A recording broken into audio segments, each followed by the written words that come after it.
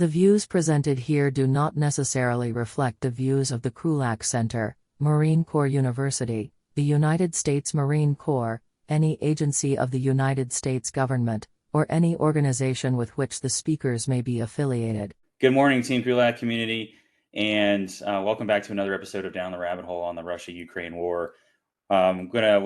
Slight change in who we have here. The faces are the same, but our titles are a little bit different as Yuval and I are moving on to some different things in our lives, and which means different affiliations with the Krulak Center. But we're pleased that, thanks to the director of the Krulak Center, we've been bestowed with the title of Distinguished Fellows to enable us to continue supporting the center and all of its good work, to include the Down the Rabbit Hole and the Russia-Ukraine War series. So faces are the same, titles are a little bit different, but the point is we're still here to talk about what's been going on in this conflict.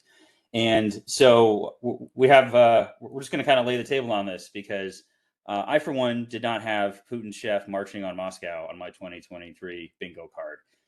But here we are. So Dr. Yuval Weber, distinguished fellow, welcome back to the program. Tell us what's been going on with Putin's caterer in the last day or two. You know, this is one of the real dangers of outsourcing your catering.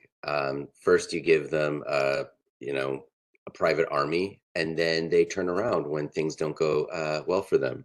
But in large part, we've talked a lot about Yevgeny Prigozhin in different formats, really since the beginning of this conflict. But, going back even to broadcasts for the last several years. This is a guy who has done a lot of stuff in the last couple of years. And so the context of, what's been happening over the past couple of weeks, what's been happening over the past couple of months. He first came to prominence for basically, like, let's say, American audiences or audiences in the West, as being the person who sponsored and made the electoral interference in 2016 in the US presidential elections. There were many different sort of components of that, but his was one of the clear ones. He then moved on to basically taking over an existing private military company, a lot of action in Syria. That didn't end well for him, and has since become effectively Russia's military footprint in Africa. And in recent months and years has really taken into being one of Russia's primary components of the war in Ukraine. Not just the one that started in February 22, but the one that's been going on since February, March 2014, when the Russians tried to start up a large-scale civil conflict in Ukraine between basically government forces and Donetsk, Luhansk, etc. What we've talked about for the last couple of weeks is the increasing war of words between Prigozhin and the Minister of Defense, Sergei Shoigu, and the Chief of the Russian military, Valery Gerasimov. And it's gone to the point where in recent weeks, not only has Prigozhin insulted these two individuals, like in really nasty ways that you would not be able to hear, for example, on like Russian TV. Like there's, you can't swear on Russian TV either. And that's only the stuff that he posts. But he's taken the war of words to an incredible amount, because Prigozhin is, whatever his talents in armed robbery and catering, earlier pursuits, election interference, exporting, blood diamonds, supporting conflict in various countries.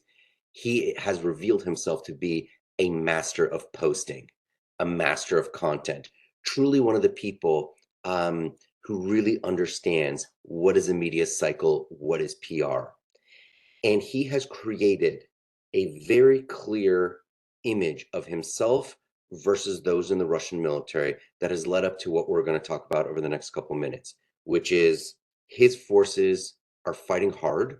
When basically the Russian military thought that they weren't going to do anything, they're very generous with ammunition and other supplies.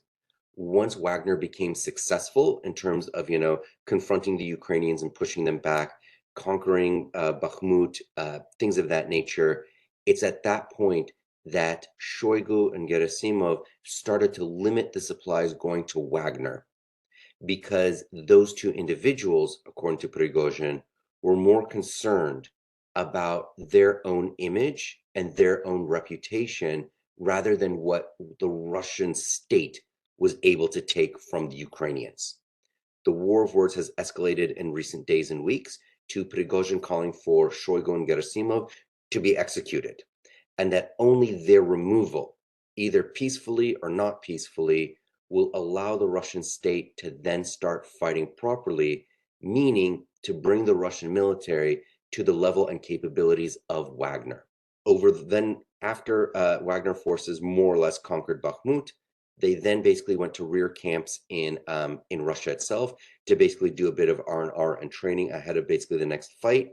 And it's at this point that Wagner released a video saying one of their camps had been attacked, that suffered a missile attack, and that it had come from deeper inside Russia, and that this was the Ministry of Defense coming to attack Wagner forces, arrest and or assassinate Prigozhin, and that effectively enough was enough. Now, there's a lot of conspiracy theories that we'll get into in just a second. What we know in terms of like empirical reality is that Prigozhin has now taken his forces to the main city of southern Russia, Rostov-on-Don, Rostov-na-Donu in Russian, and that this is basically the military headquarters for the special military operation. His forces have taken over the military, basically military headquarters, police headquarters, FSB headquarters, civil administration headquarters. The people of Rostov are sort of in the middle of, none of them seem to be bothered that Wagner is there, but they are concerned that basically the Russian military will start bombing Rostov in order to basically expel Wagner forces, which, as Wagner forces have basically started the drive to Moscow, so roughly 1,100 kilometers, the Russian forces have started to bomb Wagner inside Russia. They've started to bust up the roads on the way to Moscow. Wagner forces have gone around Voronezh. They're basically going around Tula. And it seems that what Wagner is doing right now is, and this is now where we're getting into the pure speculation, is that they seem to be doing what the Russian army thought they were doing in the capture of Kyiv, basically February of 22, but on their way to Moscow and doing this competently, which is basically going around cities so as not to basically get bogged down, anticipate that no one knows what is happening, so that in a coup, everything's a momentum game. The Wagner forces are meeting passivity all along the way because there's going to be a thin sliver of like Wagner people who are totally diehard. There's going to be a thin sliver of like government people who are totally diehard. And then there is basically the 99% in the middle who just want to see who the winner is. And so there's lots of people, police, riot, military forces, all the different Rosgvardia, civilian authorities who are basically doing nothing under the pretense of they don't have explicit signed orders, when in reality, they're just waiting to see who's the winner. And so now basically the game is, does Wagner have basically the speed to get to Moscow before authorities can really lock down the road to Moscow, can really lock down Moscow region as a layer of defense, before locking down city of Moscow, before locking down the Kremlin? Russia's a hyper-centralized country. So if they capture the fort, the jig is up. If Prigozhin is seen on the streets of Moscow, we are the last step before the jig being up. And that's where we are right now. Prigozhin recognized that there's probably no more fighting that he could reasonably do in Ukraine because the counteroffensive is on its way. His fighters are basically they're basically tapped out in terms of actual large-scale combat. He probably recognized that Shoigu and basically like other elements within the Russian government want to kill or arrest him. And if he's going to shoot his shot, it's happening right now. Putin went on TV maybe 16 hours into the crisis, basically waited overnight, like didn't feel the need to get on TV ASAP, and basically said, didn't mention Shoigu or Gerasimov or Prigozhin by name, but did say that that basically all the army should, continue fighting, continue to stay at the front, don't get seduced by basically criminal mutiny, and painted a very dire picture of this is what happened in 1917, that basically, chevaliers of fortune and other foreign forces basically snatched Russia's defeat in 1917, which led to revolution and civil war. And so it is Putin who has introduced the phrase civil war into the chat. And that's where we are right now. Shoigu and Gerasimov versus Prigozhin. Prigozhin took the most important city in Russia for basically like fighting the conflict. The other cities along the way are not going to be defended in any serious way. And it's basically, I've seen the videos, seen the images. The Russian state is basically literally using like bulldozers and earth movers and all that sort of stuff to literally break up the highway leading to Moscow. The Russian military bloggers are basically split between those who are supporting, if Wagner wins, that means, we get to fight the war better and more effectively. And the others who are basically saying, now is the time for unity. We can't basically engage in diversions like this because at that point, the Ukrainians will win. It is very clear to me as a guy who like reads Telegram all day, Putin the man has lost all support amongst this crowd. But Putin the position, Putin the figurehead, still very, very deeply supported. He met with these military bloggers last week, and basically, I think that was the motivation they needed. And I've talked way too long. What are your thoughts? It's been very hard to articulate thoughts just because, one, I keep thinking we've hit the most bonkers point of this conflict, and the following weeks sort of never seem to disappoint with just some bat poop crazy thing that's going on. What I have been sort of watching is, one, a lot of, there've been some folks sort of trying to make the comparison, how would this, what would the American equivalent of this be, just to sort of put it in context? And I've seen people saying like, it's kind of like if Blackwater, walked into Jacksonville, Florida and took it over without firing a shot. Or maybe if they walked into the CENTCOM headquarters and took it over, if we're talking about a place where a war is being conducted and just taking it over with very little resistance. In some ways it's surprising, but in also some ways I'm not completely surprised, because we've been talking in past episodes about the complete porousness of the Russian border. Like, it is not heavily defended. And the last 48 hours sort of brought me back to a point someone made. It might've been a US defense official earlier this year, but like something like 80+% of Russia's military power is committed in Ukraine, which means behind that front line, there's not much left. And what is left, who knows how far it's scattered across the country. The second thing is, I was texting you last night, we're like, where is Putin in all of this? And Putin finally emerged.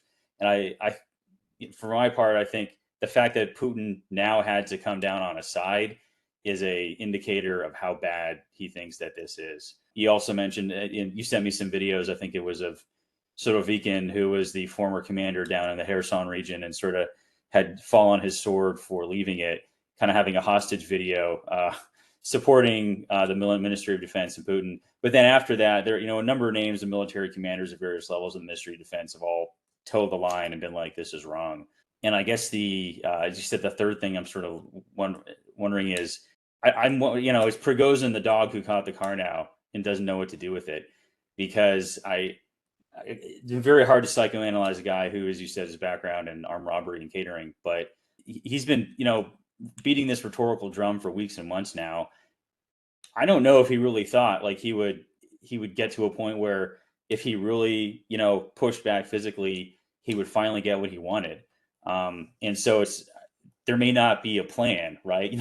Like the Joker says, do I look like a guy with a plan? Prigozhin doesn't really look like a guy with a plan, but that just because he doesn't have a plan doesn't mean if the Russian military and Putin can't put together some sort of capable resistance, that he might just drive this bus as far along and sees where it goes. But at that point, we're off the map and not really knowing what's going to happen. So, yeah, it's been a lot to process. I don't really have a good sense of it. I'm watching and wondering what's going to happen next. And I guess last thing is, and one more question for you, and then I guess we can wrap it up. Is it's also been noted like there's a lot of Schadenfreude and very heavy irony that this is all happening to to all the worst people in Russia. And wouldn't it be great if they all lost each other? But to kind of back to your earlier point, like something to remember is both sides of this party are sort of fighting over how to like fight in Ukraine better and cause destruction in Ukraine and kill Ukrainians. So there's no good team here. They're all bad teams. And I think it was Kissinger who said,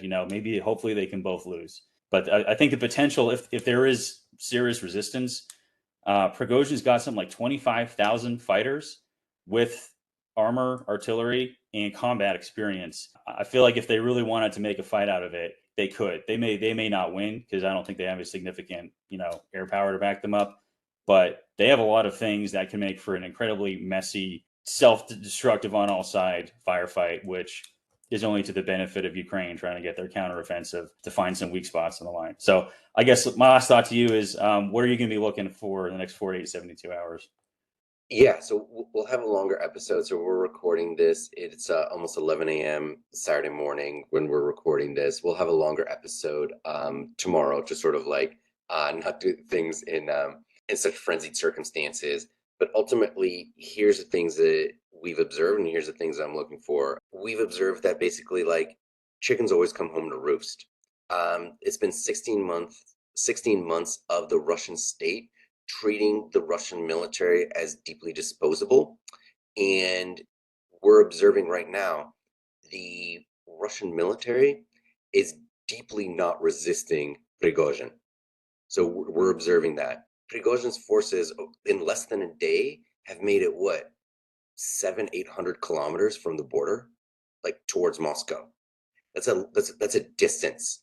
Just like in general, an armed convoy is taking over government buildings, like for a war, the main one. So like, if we were fighting a war in the Middle East and someone took over CENTCOM, and the people on the ground were like, okay, this is clearly, I didn't receive any orders from Washington to say no, so therefore I'm just gonna like let this happen until something comes with a wet ink signature. So part of that is we're observing the morale of the Russian military has been broken. We've been talking about this for a long time.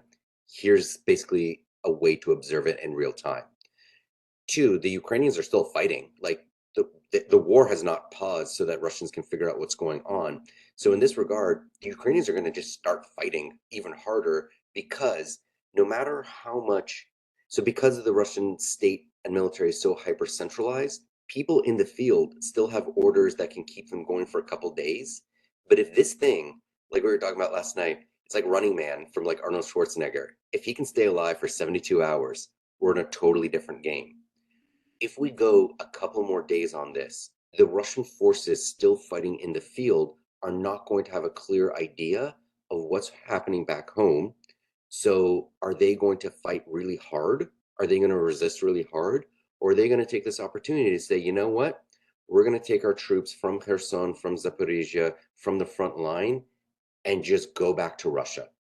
This might, and so, one of the conspiracy theories I've been tracking is that this is an FSB plot in order to cover basically the evacuation from Ukraine itself. But that's, the stuff that we're observing. What we're also seeing is that how much violence, how much coercion is the Russian state going to use against Wagner to basically stop them from coming to Moscow? Are they going to start bombing cities to basically, evict them from Rostov, Voronezh, soon to be Tula?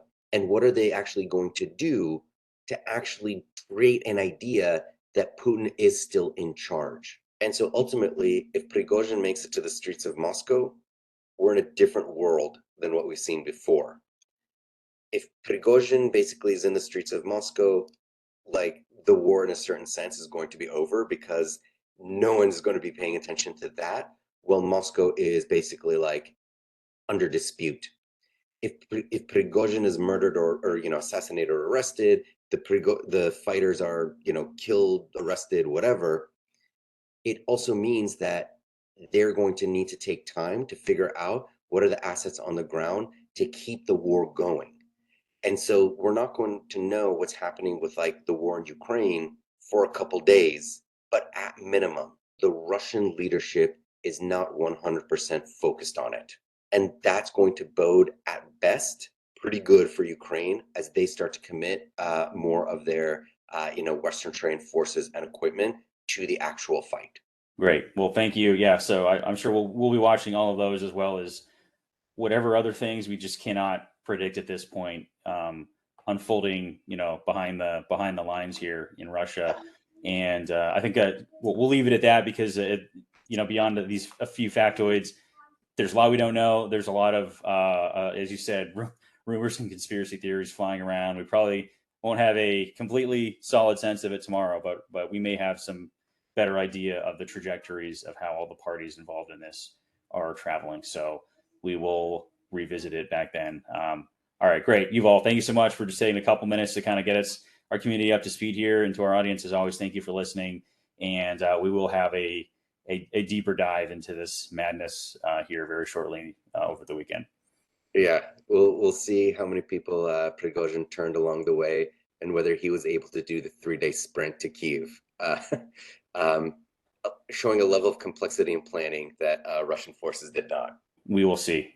All right. All right. Have a good day. Bye.